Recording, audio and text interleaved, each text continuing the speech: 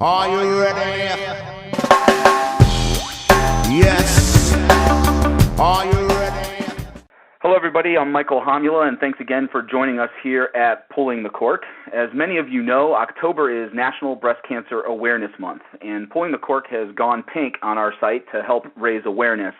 As part of our efforts, we're going to bring you several posts, interviews, some PTC TV episodes, and other information related to raising awareness about breast cancer, early detection, and fighting this terrible disease. To that end, we're excited and honored today that we're pulling the cork with Budge Brown. He is owner and winemaker at Cleavage Creek in Pope Valley, California. Now, Budge is a very successful self-made businessman and farmer, and based on what I've learned and read about him, he's a really fascinating and amazing man. Budge makes award-winning and well-recognized wines at Cleavage Creek, in fact, 22 medals over 2 vintages. But he's doing more than just making wine. Budge is making a significant difference in the fight against breast cancer. Budge was married to his wife, Arlene, for 48 years, and when she lost her battle with breast cancer in 2005, he was quite obviously devastated. And his devastation, though, turned into some anger, and that anger led Budge to act. Budge is, as it says on his site, he's mad as hell at breast cancer, and he should be, and he's determined to do whatever he can to help find a cure for it. He doesn't want what happened to Arlene and what happened in his life to happen to anyone else, and today Budge has agreed to join us on Pulling the Cork's Taste and Talk as we launch our push to raise awareness about breast cancer. Thanks for joining us on Pulling the Cork, Budge. All right, thank you very much. Excellent.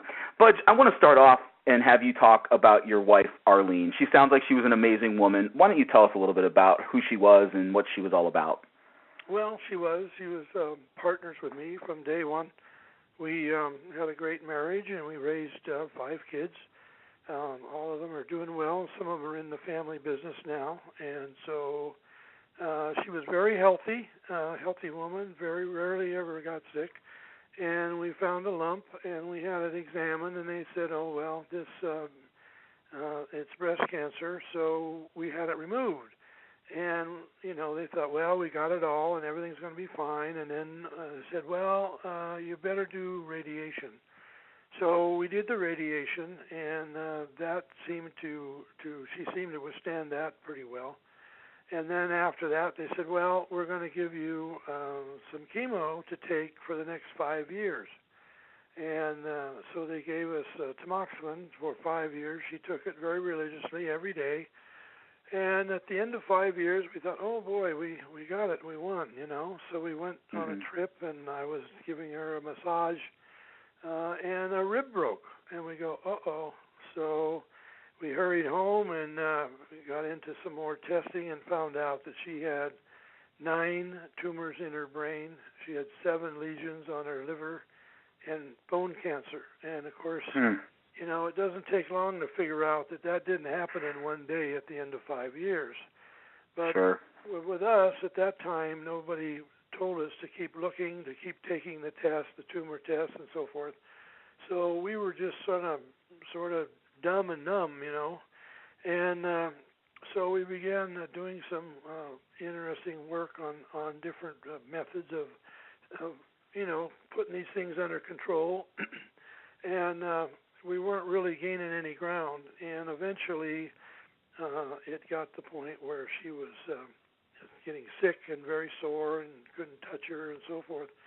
So we went to an oncologist in Modesto, where my kids live, and immediately they put her into a chemo program, and she went downhill rapidly, and then 5 months later she died. And you're just helpless. You feel like you just can't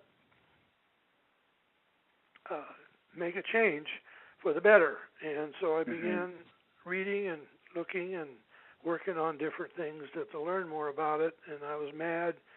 And I realized that, you know, there's a lot of wonderful charities out there, and they contribute a lot of money toward a cure, but the cure seems to be pretty much elusive. And so it just seemed to me as a farmer that there's got to be a way. and so that's what we're looking for. Budge, let me take you back. Let me take you back to the time as your wife was battling breast cancer, and ultimately as it took Arlene's life. What do you want others, specifically women, to know about breast cancer and what they can do to protect themselves and detect it early? Well, excuse me. We have a page on our website called Choices, and choices are a combination of things that we found that women should know about and be smart about their own disease and how to conquer that, and to know as much or more even than the doctor knows, so that they can make intelligent decisions on how their treatment and how to take it and what's out there. There's a lot of things out there that women just don't know about and they're not told about. So we're trying to fill that gap. Really cool, really cool. Now, you just mentioned a little bit ago about the money that you donate. You donate 10% of your not just your profits, but of your gross to cancer research. It comes right off the top, which I think is very unique and unprecedented. And you donate that to other breast cancer-related endeavors. And I think to date you've donated somewhere around $55,000 or $56,000, and that's only been over 2 vintages of production. Tell us about that. That's really a significant dollar amount. Tell us a little bit about that. The money comes from the wine. It comes from off the top, not the bottom, not the profit, because a lot of times in this business there is no profit. It's clear that we just take 10% off the top no matter what. We put it into a fund we call our Thrivers Fund, and when the money builds up enough to create an impact someplace, and that's what we're after. We're after helping directly a woman or a clinic that does successful work in integrated oncology, and we have results that are wonderful, actually. And we found 2 areas, 3 actually. One of them is we've been making contributions to a group in Santa Rosa, Sutter Breast Cancer Clinic, for a new Aurora machine. And this new machine is 200 times more accurate to examine for breast cancer than what's available today. And as you know, mammograms are not always correct, and they're very destructive and hurt like hell. And there's just other things that can be done if women know about it. And like there's digital, of course, exams, there's sonograms, and there's MRIs. And then now there's this new machine. And this new machine is non-invasive, doesn't create any side effects, and they're able to really identify breast cancer tumors when they're really little. And so it's an amazing thing, and we're very excited about being part of that. The other thing we've done is Pasteur University in Washington is a naturopathic university for naturopathic doctors, which is something I'm very interested in, and I've been interested in that for many years. And they were, with our contribution, they were able to start a new clinic, and the clinic has had wonderful results. And so we're very excited about contributing to them. And then we have a local doctor in Santa Rosa, Dr. Lois Johnson, who's got a great record for Survivor. And so we've actually bought and paid for medicine for 2 women for 1 year each. And they're doing very well, and we're really pleased about that. In fact, we just agreed to take on a 3rd woman and possibly a 4th. The thing of it is when you buy the wine, you become a contributor.